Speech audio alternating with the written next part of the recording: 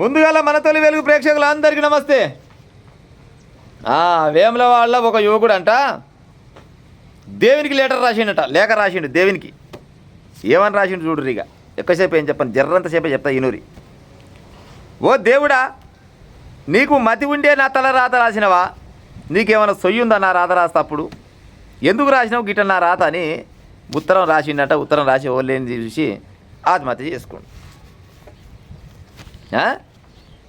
తండ్రి ఏమో electronics puncture దుకాణం పెట్టుకొని షాపులు నడిపిస్తాడు తండ్రి. ఈ చచ్చిపోయిన ఆయన ఎంఎస్సి బీఈడి చేసిండట. ఎంఎస్సి చేస్తేవి 25 ఏళ్ళు ఇంటివి, ఉద్యోగం రాలేదని చేస్తేవి. ఏమని రాసినవా ఆ లెటర్లో కూడా? దేవుడా, నీ కొడుకు అయితే గిట్నే రాత రాస్తావా తలరాత? మరి నేను నీ కొడుకును కాదా? నాకేమో గీ రాత రాస్తావు, నీ కొడుకు కోతిరిగా రాసాం. మరి దేవుని కొడుకు కేడ రాసిండు మనకైతే తెలియదు. ప్రజలారా, దేవుని కొడుకు ఆయమన్న రాత రాసినట్టు ఏమన్నా చరిత్రలో ఉన్నదా? మరి ఈయన రాత, నా రాత గిట్ట రాసినవు, నీ కొడుకు కట్ట రాసినావు అని రాత రాసి వచ్చిండు. ఇవాళ డాక్టర్ అయ్యిండు ఈ పొరగాడు. అవునా? ఏం పేరు ఈ పిల్లని పేరు? రోహిత్. 25 ఏళ్ళకి డాక్టర్ కావాలంటే ఇంకొక 10 ఏళ్ళు ఆగపోయినావు ఏమవు? అయితే గవర్నమెంట్ అవుతావు, లేకపోతే ప్రైవేట్ డాక్టర్ అవుతావు.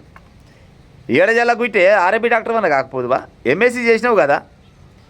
ఏమన్నా ప్రైవేట్ కంపెనీలలో, ఫార్మా కంపెనీలలో పోతే కళ్ళు మూసుకొని 20-25 వేల జీతం ఇస్తారు. ప్రజలారా, అవునా కాదా?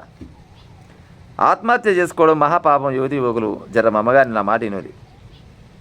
ఈ మానవ రూపము ఎన్ని పుణ్యాలు చేసుకుంటూ వచ్చిందో. ఈ భూమి మీదకి 60-70 ఏళ్ళు బతందుకు వచ్చినాం. 500 ఏళ్ళు బతందుకు రాలేదు. తిన్నరా? ఒక్కసారి మన పానం పోతే, ఊపిరి పోతే ఇళ్ళట ఏముండదులా. స్వర్గం లేదు, నరకం లేదు, ఏది లేదు. ఆత్మలు బీత్మలు ఇవన్నీ ఉత్తే. బతుకున్నప్పుడే మనది, ఈ క్షణమే మనది. అవునా కాదా ప్రజలారా? సచ్చి సాధించేది ఏముంది చెప్పురి. 25 ఏళ్ళకే నాకు ఉద్యోగం రాలేదు, నేను డాక్టర్ కావాలనుకున్నా అంటే నీ డాక్టర్ చల్లగుండగారా నాయన? డాక్టర్ అయినవా ఇప్పుడు? మరి ఇప్పుడు చస్తీవి, ఇప్పుడు డాక్టర్ అయినవా? ఎట్లా డాక్టర్ అవుతావు చెప్పు? డాక్టర్ కావాలంటోడు ఇంకా చదవాలి.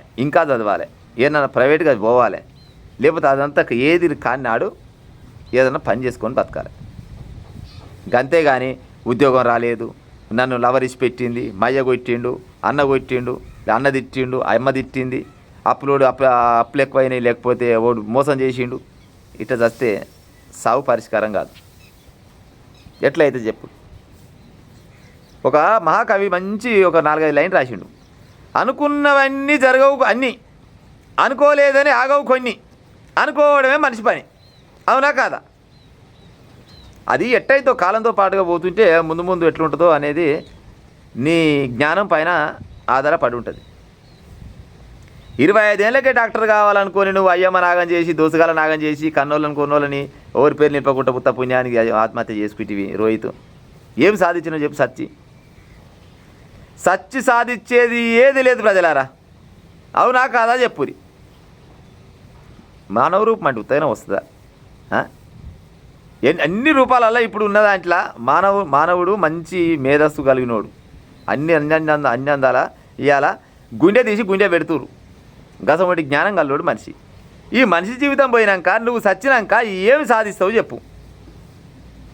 25 ఏళ్ళకే డాక్టర్ కావాలంటే ఒక్కొక్కరు 35-40 ఏళ్ళు వచ్చినా కాడ ఉద్యోగాలు లేకుండా ఉన్నోళ్ళు చాలామంది ఉన్నారు. ఏదో చివరికి వస్తారు కానీ ఏదో పని చేసుకొని భార్య పిల్లలు చూసుకుంటా కుటుంబం పోషిస్తోళ్ళు ఎంతోమంది ఉన్నారు. మీకు 25 ఏళ్ళకే ఉద్యోగం రాలేదని ఆత్మహత్య చేసుకుంటే మీరు సమాజానికి ఏం చేయిస్తున్నాడు? చదువుకున్న వాళ్ళు మళ్ళీ చదువు రానోడు అన్నట్టు కాదు కదా. సరే, చదువు రాదు, జ్ఞానవంతుడు కాదు, ఎటే కాలు ఉన్నది, లేకపోతే మానసికంగా కొద్దిగా లుక్సాన్ ఉన్నాడు మనిషి, గసంటోడు ఏదో పోయి చచ్చిండు అంటే అదో లెక్క. నువ్వు ఎంఎస్సీ చేసినావంటే ఎంతో కొంత తెలివి ఉంటుంది కదా రోహిత్. దయచేసి యువతి యువకులారా, ఆత్మహత్య చేసుకోవడం మహాపాపం. ఆత్మహత్య తెరుగు పోకూరి, సావకూరి, సచ్చి బతుకున్న నాగం చేయకూరి. ఉంటా మరి. ఇక ఏములవాడలో జరిగింది ఈ ముచ్చట. ఏములవాడల